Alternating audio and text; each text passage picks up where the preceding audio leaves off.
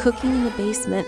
Coach Greg. In today's video, Mr. Mike picks a fight with Coach Greg. Why does he continue to do this? I don't understand the problems with Mr. Mike. Is it because I have the proper tan? It's summertime. I'm darker than ever. Is it because I've proven to Mr. Mike, and he's done the research himself, that the DEXA scam was a DEXA scam after all? But today, he's going to try to convince you, but not me, he knows I know better, that gaintaining or maintaining, that it doesn't work as effectively as bulking and cutting. Mr. Mike, give it a rest. I've already watched the video and I couldn't believe how easily this was to dismantle. And so I'm going to prove to you that Mr. Mike is wrong. You're all going to understand this by the end of the video.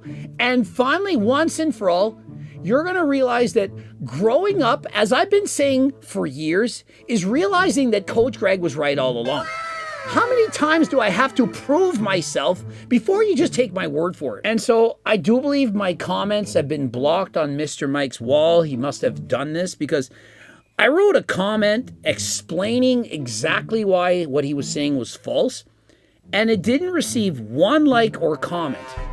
How is it possible that not one person saw my comment on his wall? And so I'm not going to read my comment. Perhaps you can just flash it on the screen, but let's see some others. Greg's going to have a field day with this one. I can already sense Gregulum nearby. Fart noise. And he'll get more views than Mr. Mike. Gregory is already recording a response to this video, waiting for Greg's reaction on this. Greg's next video, this is a rain rot special, featuring Mateo. Gregging my Israel, waiting for a response. It's kind of creepy. Gregging your Israel.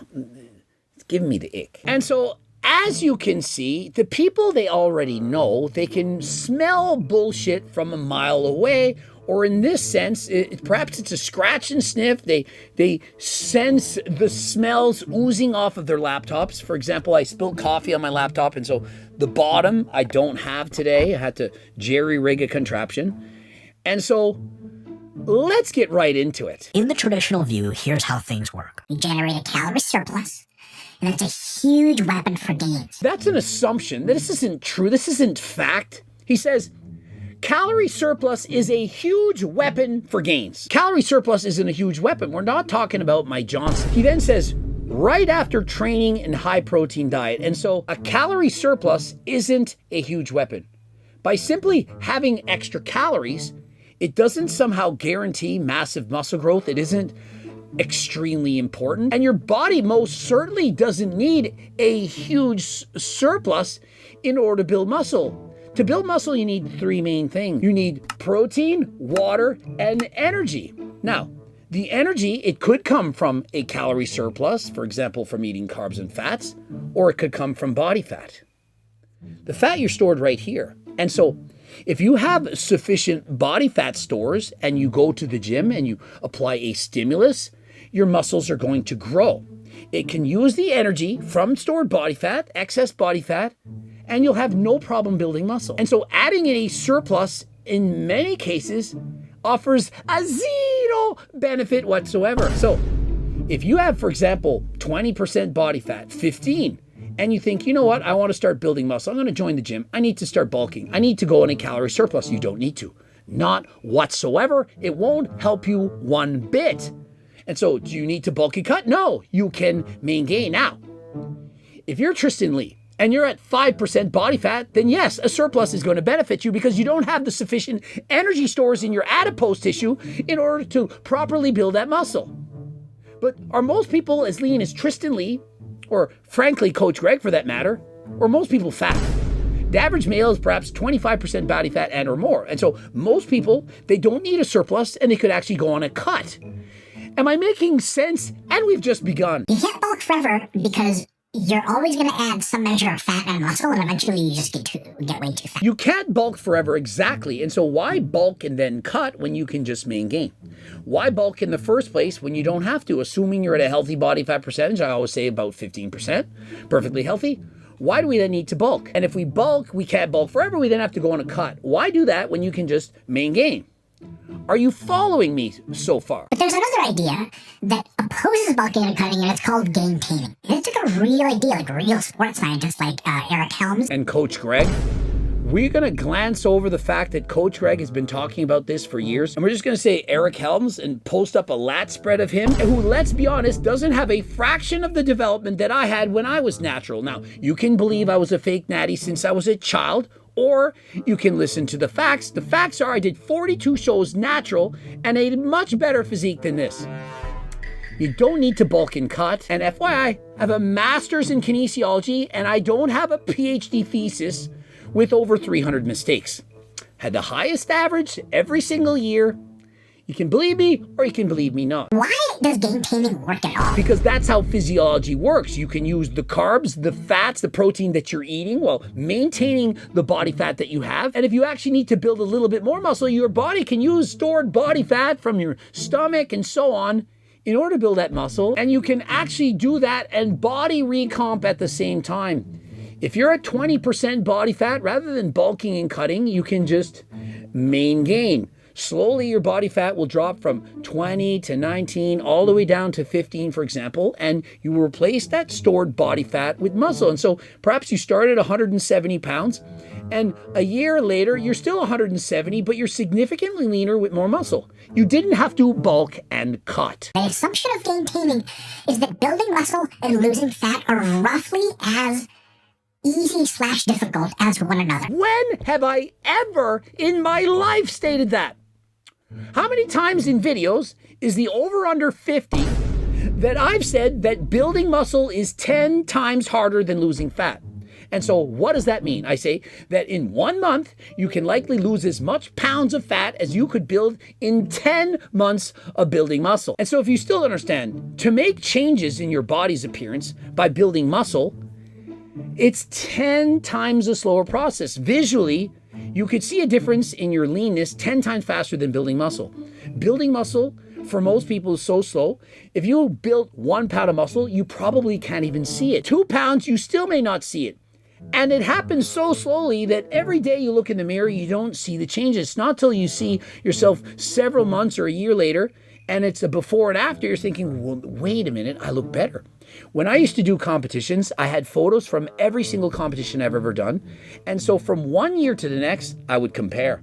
There's me on the same stage, the same lighting, in the same suit, and I'm 4 pounds heavier here this year than last.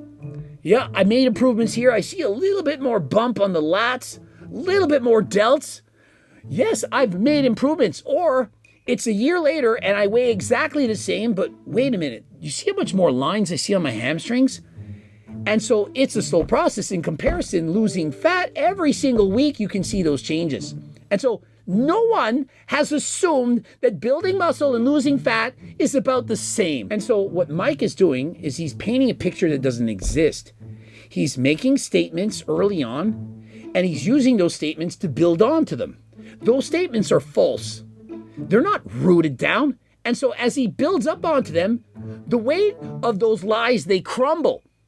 They have fallen. I'm not talking about crumble cookies. I'm talking about his lies that he's stating in this video are false and they bear no weight. Another assumption, Mike is saying gaining muscle mass when you're between 10 to 15% body fat is very, very hard. And that for females, 20 to 25% also hard. And so by saying that, he's saying in order to build muscle more effectively, easier, if you will, your body fat should be above 15 for men and above 25 for women. But that is not true. Building muscle when you're at your ideal body fat percentage for a man, aka I've stated how many times is the over under 115% body fat? He's saying that that is hard. It is not. It is ideal. And so, since when is ideal, as in perfect, as in awesome, hard? Higher body fat percentages does not make it easier to build muscle. If that were true, all the IFBB pros that are competing, in the Olympia stage and so on, all would go above 15% body fat in the off season. Why? Because it would be easier to build muscle. The more muscle they build, the better they would look. Now, do all bodybuilders bulk and cut? Absolutely. But why? It's not because bulking cutting works. It's because when they compete, they're at sub 5% body fat. They're like Tristan Lee. And when you're sub 5% body fat, building muscle, it isn't easy. But is it easy between 10 and 15%? Yes, for most people it is. And so when most bodybuilders are in their off season, they're somewhere between 10 and 15%. If you look at Chris Bumstead and or others in the off season, many of them, they go between 10 and 15%. Now some, because of steroids, performance-enhancing drugs and so on, they maintain even legal levels. How fat does Ramon look? You see his off season, bro is still peeled sub 10% always. And so it makes no sense to bulk past 15% body fat for a man or 25 for a woman in order to more easily put on muscle. And so why would you bulk and cut past 15% if going past 15% doesn't help? Are you with me? Am I wrong in any of this? Does anyone think this is difficult for me to explain? Because I only have my master's, highest average, I might add, in university every year, versus Mr. Mike, who has a PhD where he wrote a thesis with over 300 mistakes. And so if we have an appeal to authority, is Mike's PhD ahead of Coach Greg's master's? A PhD with 300 plus mistakes versus the highest average in a master's, which is actually better? Well, if it's a tie, let's examine further. IFBB Pro, world record holder bench press, Guinness record deadlift. Mr. Mike, he can't hop a nipper. He can't run a mile. Can he even bench press his body weight for 10 reps? So if you push your weight gain a bit extra over the long term for extra muscle growth, you get all the extra muscle, but you can just get rid of the fat super easily. But pushing your extra weight gain in the short term does not inherently cause you to build more muscle, assuming you're already at a healthy weight. If Mike was talking about Tristan Lee, should he go on a bulk? The answer would be yes.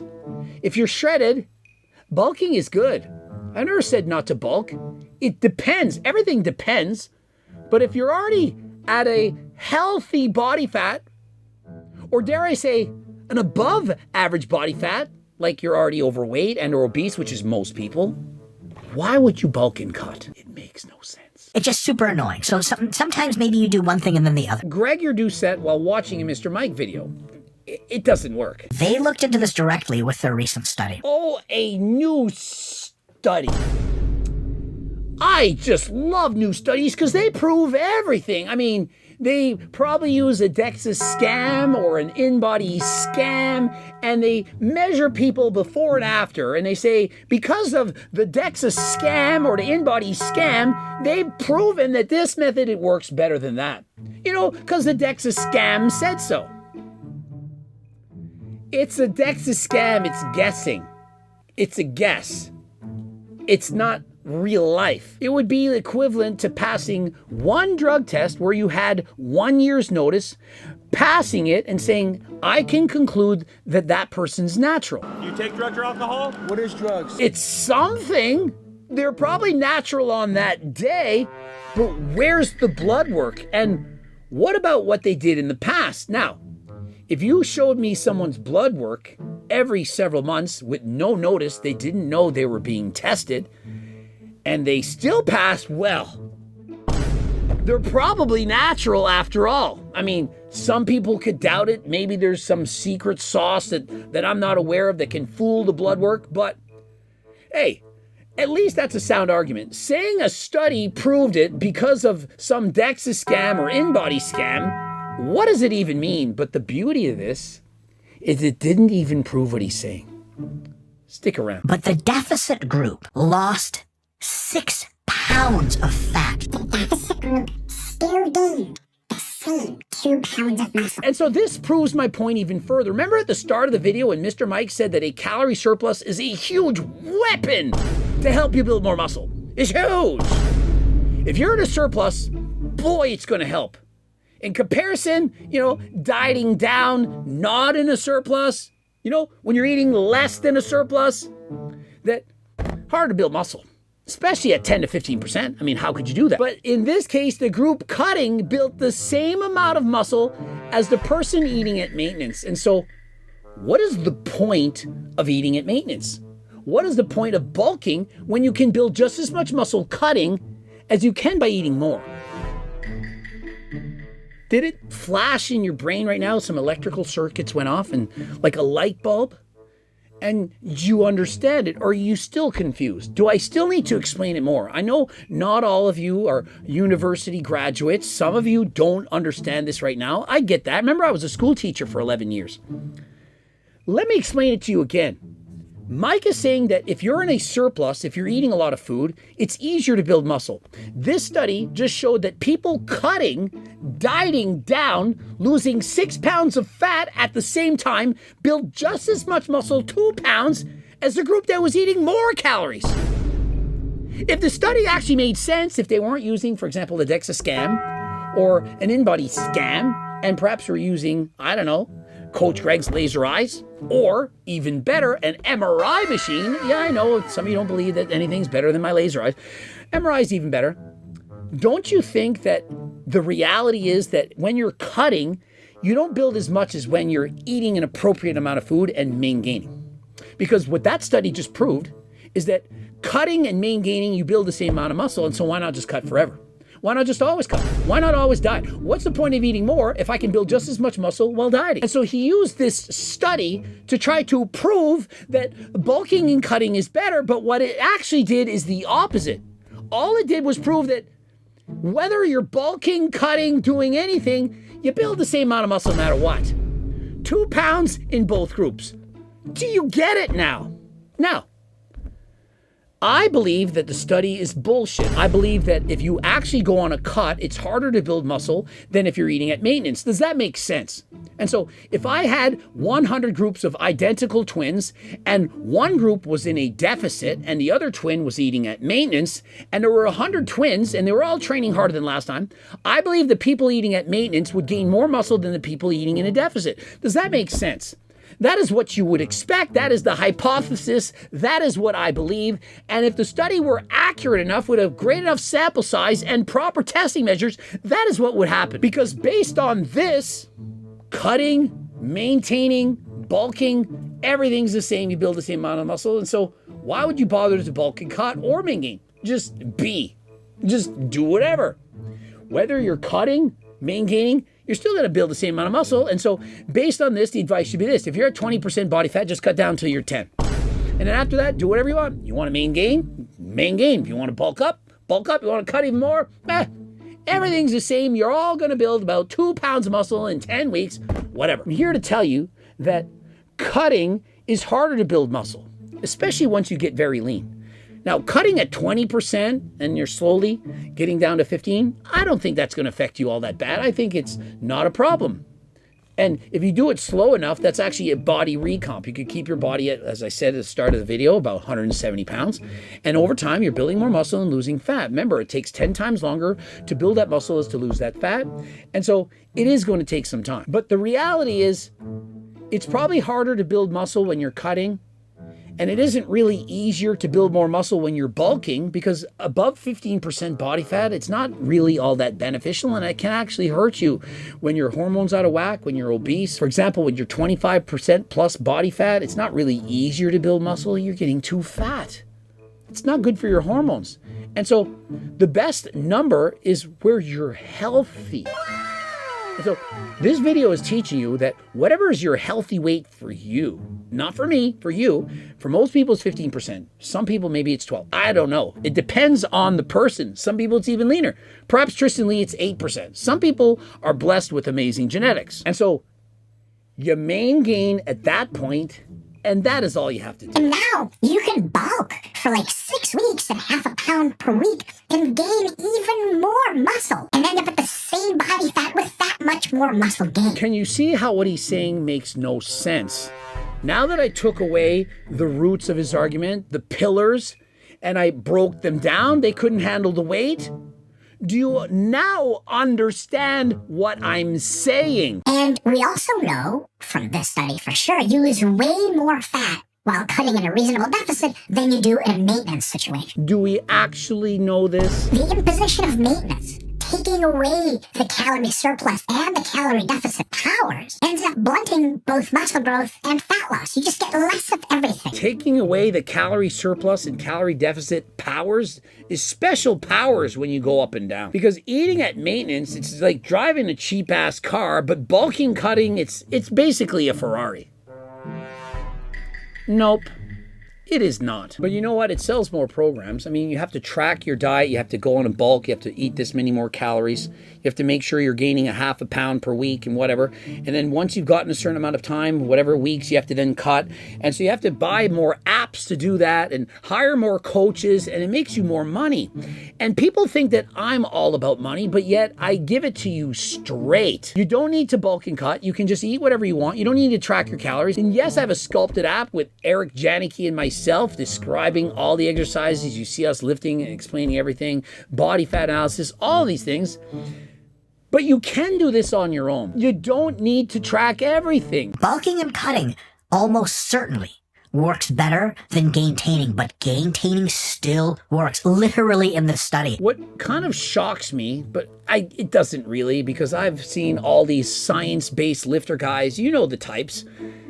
They quote a lot of studies and they try to act like their information is better than other people because they read it in a study, but they cherry pick the studies and they say what they want from the studies. Like Mike, there's no way, with that IQ over 160, there's no way he didn't see what I saw. Guys, my IQ isn't even 160, and I saw it with my lowly little master's degree. And so with his infinite wisdom and PhD, how could he not see what I saw? There is no way. And so he selectively chose to leave that part out and choose the parts of the study that emphasize that, hey, bulking and cutting is in fact the better way, when it is not. People lost fat and gained muscle at the same time. Meadow Henselmans says this all the time. Why would he show an airbrushed AI photo of Henselman who has nothing of a physique like that? Did he really need to use AI, airbrushing, Photoshop, and everything to try to make him look that much more credible? Guys, it's Coach Greg in the studio. There's no pump going on. This is just Coach Greg on any day of the week. Are you getting it now? And I'm 50. These guys are young men. And so why would we listen to Coach Greg? Well, because I've been saying this for years. Growing up is realizing that Coach Greg has been right all along. I've been right for years. It perhaps took you till this video to finally believe me, but I'm glad you're on this side of the tracks. Or it temporarily fits your lifestyle. Like you're on vacation, you're still going to train hard, but they can't track calories really. You know what? I'm not on vacation, but my life is kind of like a vacation. I don't track my calories. Like, I know I eat over 4,000 calories a day on average, but I don't track it. Some days, I might only eat 3,000. There's days where I kind of am starving myself for no reason, whatever.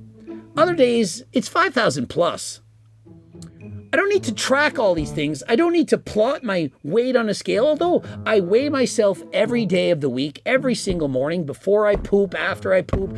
I just like numbers. In the previous video I just recorded, I was explaining how I was like a Rain Man since I was a child. And so, although I weigh myself multiple times a day, I don't care what the number says. I just go about my day. I train hard and I make changes. You don't need to track everything and think, oh my goodness, I only gained a quarter pound this week. I should have gained a half a pound. I'm off track. No, you just main gain. You just live your life. You eat enough protein. You eat what you want. You get my freaking cookbook. You use my supplements and you use code Greg to save yourself 15% off. And if you're interested, you also go to Algorex to get your blood work done, to purchase things like enclomiphene or GLP, Cialis, whatever you need. Even finasteride, dutasteride, you guys don't want hair transplants like a Coach Greg. And so you save yourself from that.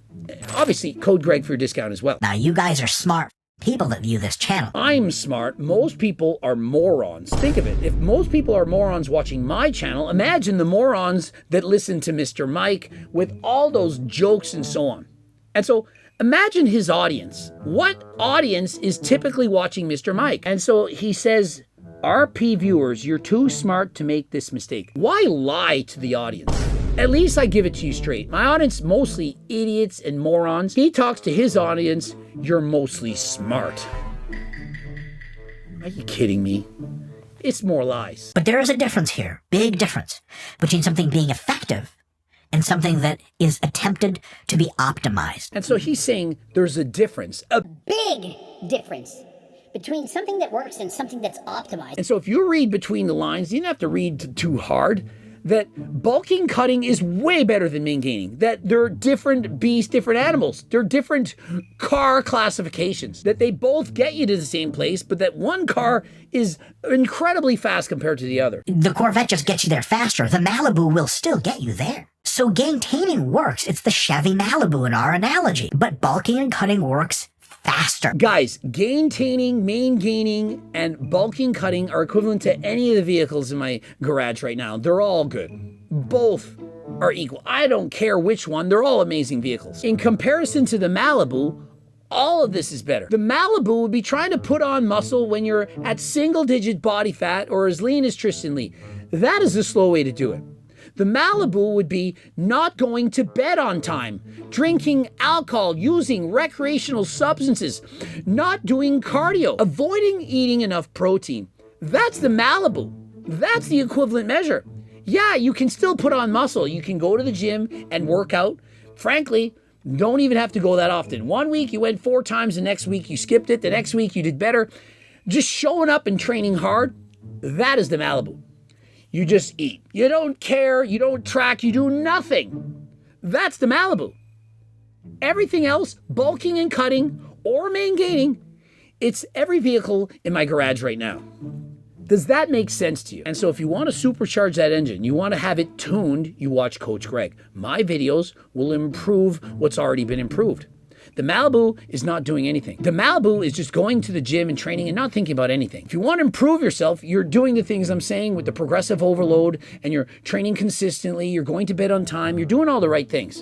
And if you want to supercharge that, you're watching Coach Greg. You're getting the finer details explaining everything, the nitty-gritty. And in addition to that, you're using Coach Greg supplements, for example, GO2 Max or Turk Builder Max. And if you want to see the best new supplement in decades, Ferula Max. It's going to increase testosterone levels to over 1,000 nanograms per deciliter. Double up your testosterone. Natural, not banned by WADA. So think of enclomiphene, but it's natty. Are you excited? I cannot wait to see all of the videos, people getting their blood work and saying, wow, Coach Greg was right all along. I did not see that coming. Is there any out there watching this right now that's doubting me? Why would I make that claim? You don't think I've already tested this on numerous subjects to make sure that it was accurate? It's a money-back guarantee. I wanted to have the guarantee say 1,000 nanograms per deciliter or your money back, but we checked into the laws and I'm not allowed to make that guarantee. Privacy, bullshit, all this stuff. I wanted the guarantee. They wouldn't let me do it. But money back guarantee, if it doesn't work the way I'm saying it will work, you still get your money back. Is that not enough? And so I cannot wait to again prove to the haters that HDLT Supplements is the best supplement company in the world, bar none. Can't wait to announce all the stores that we're going to be into in the near future. I'm itching to tell you, but I'm not allowed because of my NDA.